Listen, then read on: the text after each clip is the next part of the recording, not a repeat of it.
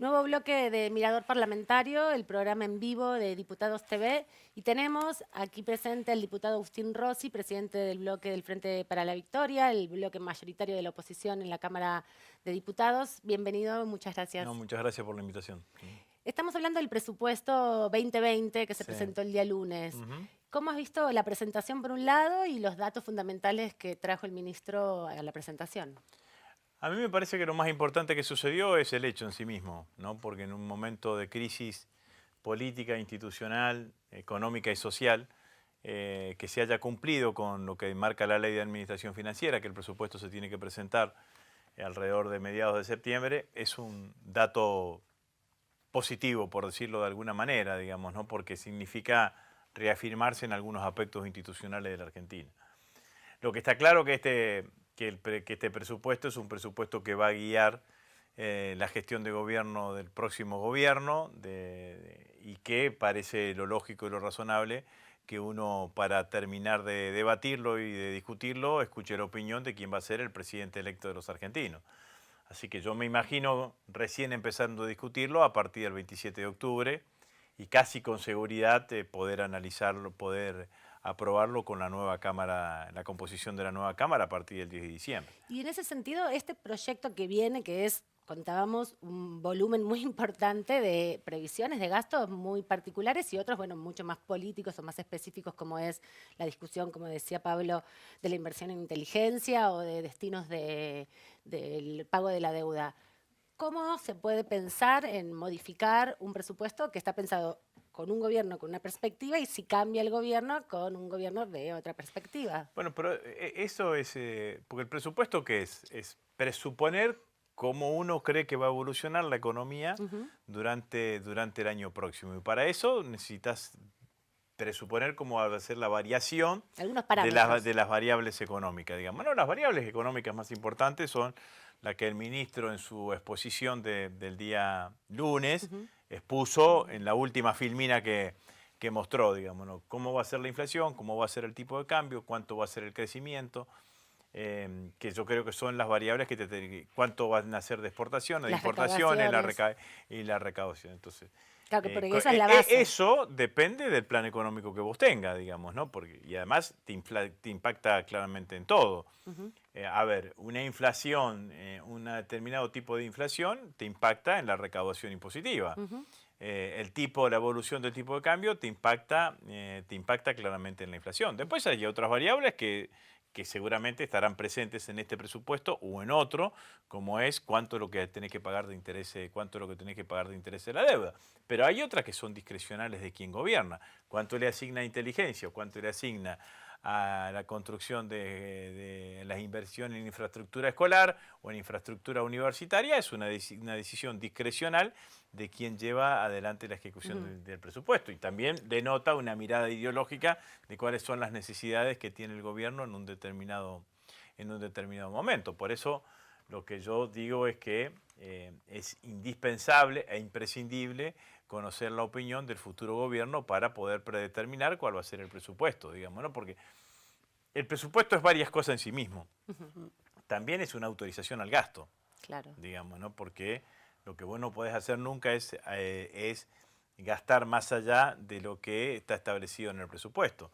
Bueno, por eso muchas veces se terminan haciendo decretos de necesidad y urgencia para aumentar el gasto posible en función del aumento de la recaudación. Bueno, me parece que todo eso necesita una mirada del nuevo gobierno. Tampoco sería una novedad, ¿no? Porque ustedes fíjense que en este año 2000, en el 2017, que era una elección intermedia, Ujú. que ganó el oficialismo, además esa elección intermedia, el presupuesto también se terminó tratando en diciembre con la Claro. composición de las nuevas cámaras. Sí. Así que me imagino un diciembre Es- intenso en ese sentido, y bueno, y a partir de eso se verá claramente cuál es, si el gobierno, el nuevo gobierno, yo entiendo que va a modificar alguna de las pautas económicas sobre las cuales se va a parar, ¿no? Y así como está el presupuesto en términos, los números macroeconómicos, la oposición acompañaría esta iniciativa.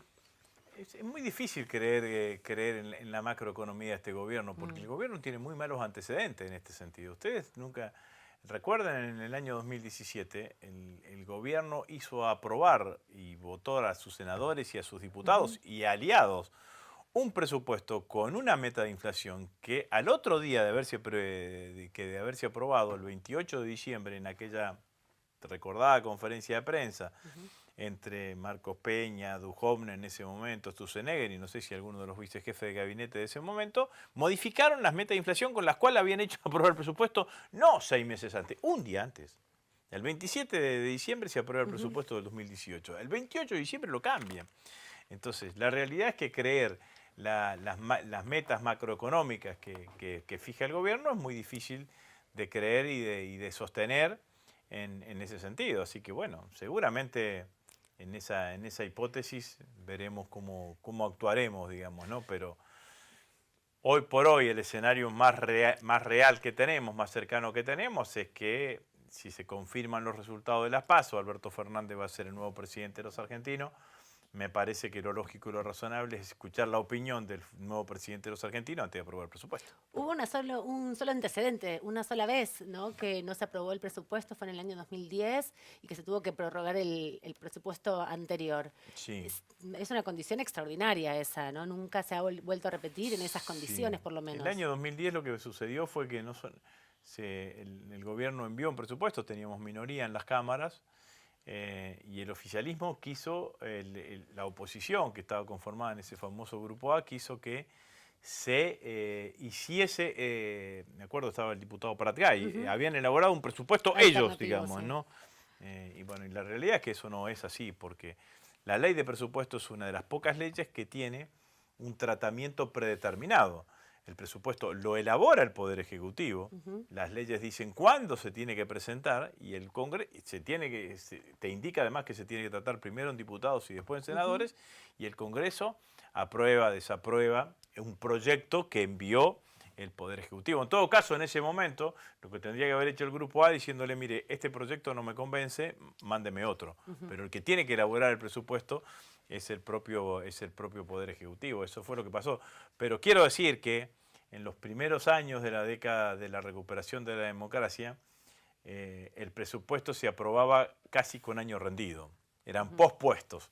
No se aprobaba previo al año que o sea, se inicia. No era una previsión, sino que era como un Una análisis, rendición, una rendición de cuentas. Una rendición de cuentas fundamentalmente en todos esos años de alta inflación, en los primeros años del gobierno del doctor Alfonsín y los primeros años de gestión del doctor Menem.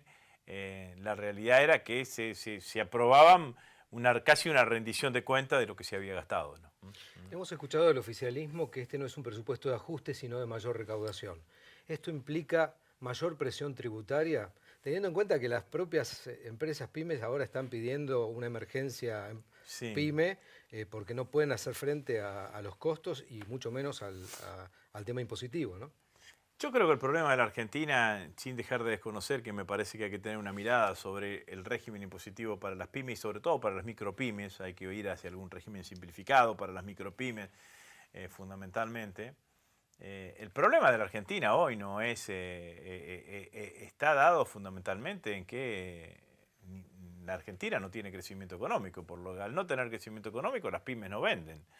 Entonces, si el 10% de cero es cero y el 30% de cero es cero, digamos. Entonces el problema que tiene la Argentina hoy, cualquier pyme en la Argentina, es que no vende lo que produce, entonces no puede producir porque hay una recesión económica brutal. Entonces lo primero que tiene que hacer el nuevo gobierno en la Argentina es que la Argentina vuelva a crecer. Una vez que la Argentina vuelva a crecer, hay que ver en ese momento cómo se hace para abordar la problemática de la pequeña y mediana empresa y de las micropymes, por sobre todas las cosas. Estoy hablando de una micropyme de las empresas que tienen 2, 3, 4, hasta 4 trabajadores, que tienen un régimen impositivo que es lo mismo que una empresa de 100, 150 trabajadores, y me parece que eso es imposible de sostener, imposible de realizar, imposible de llevar adelante, y que hay que generar algún régimen simplificado de liquidación impositiva. Pero me parece que lo que nosotros tenemos que discutir en la Argentina es cómo la Argentina vuelve a crecer.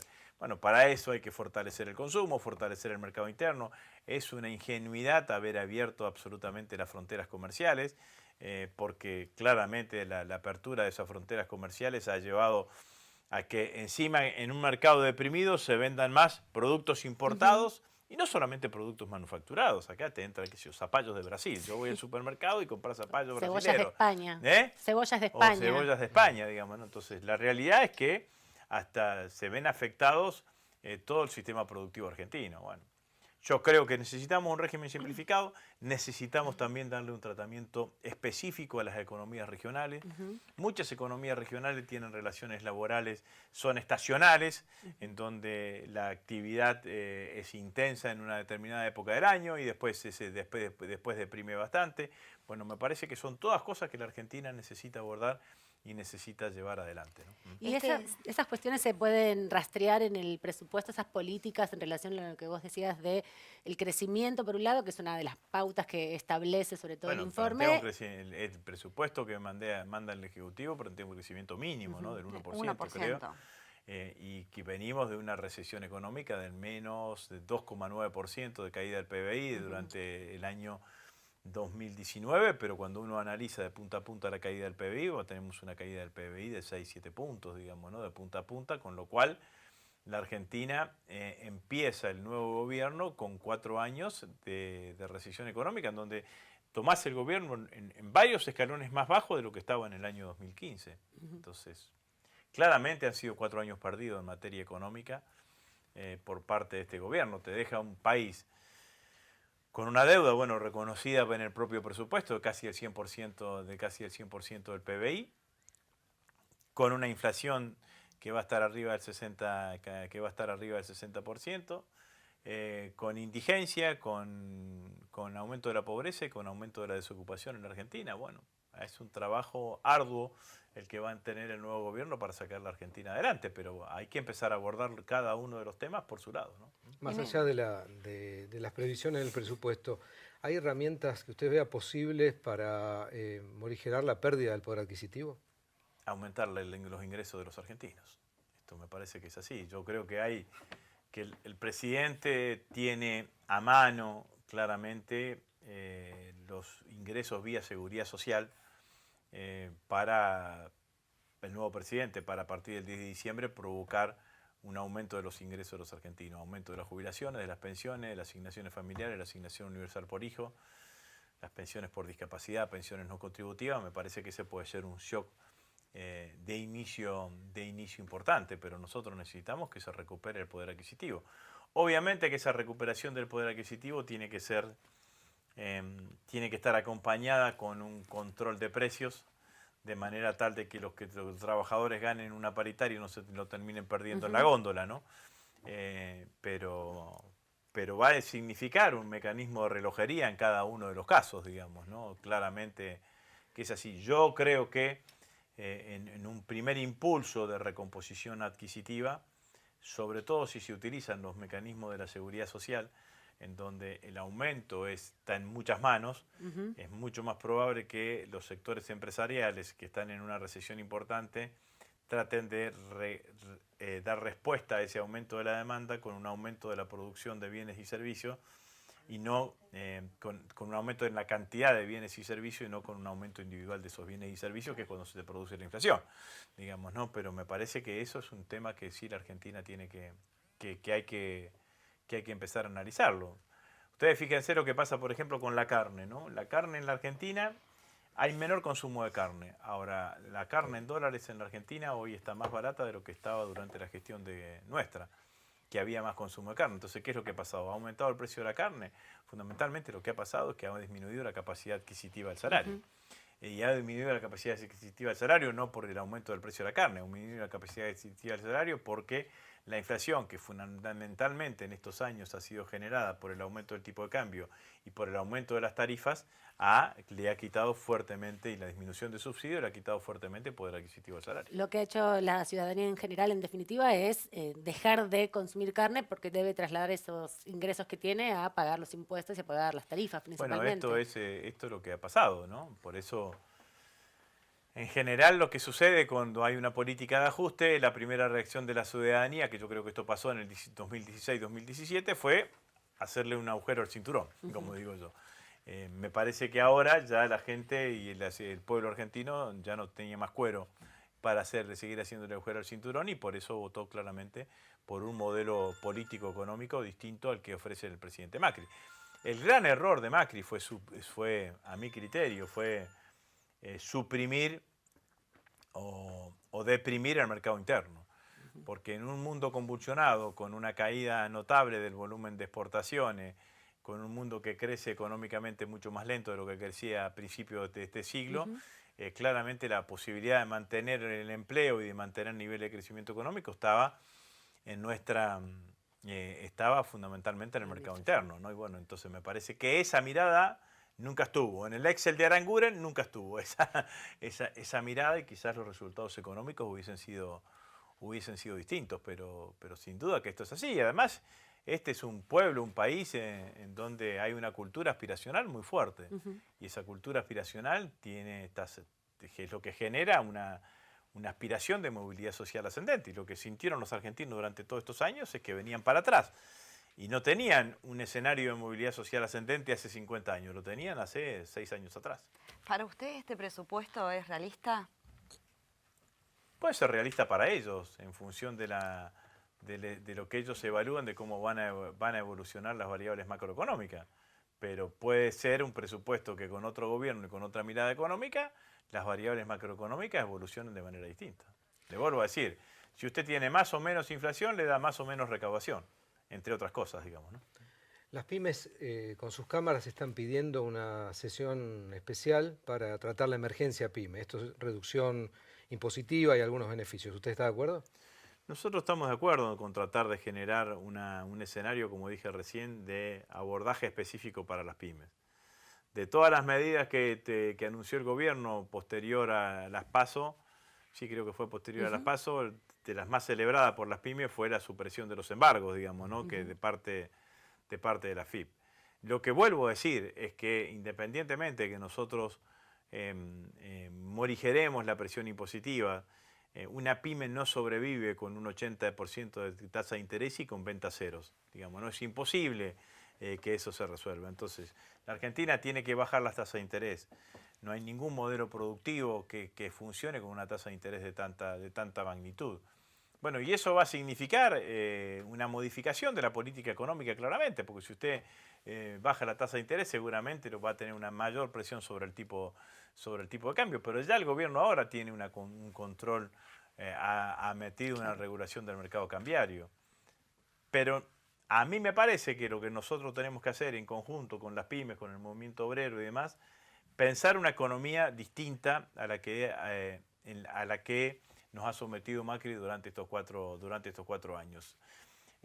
Porque si no hacemos parches dentro del mismo modelo económico de ellos, y la realidad es que podemos tener paliativos como la ley de emergencia alimentaria, que hoy se va a terminar aprobando en el Senado, pero que no se resuelve el problema. Nosotros necesitamos mirar la economía desde otro lugar, y desde un lugar de un desarrollo, de un capitalismo productivo. Acá lo que implosionó Macri es el modelo capitalista productivo. Perón en su época hablaba de que teníamos un modelo capitalista en donde el 50% quedaba para el capital y el 50% para el trabajo. Bueno, hoy la mayor rentabilidad en la Argentina se la lleva la especulación financiera. Entonces, mientras existan esta tasa de interés, es imposible imaginarse un modelo de capitalismo productivo. Nosotros necesitamos volver a eso, a un modelo en donde se proteja a quien invierta su capital y a quien trabaje ese capital que se invierte. Muchas gracias, Agustín muchas Rossi, gracias a por ustedes. venir. Gracias. Muchas gracias a ustedes.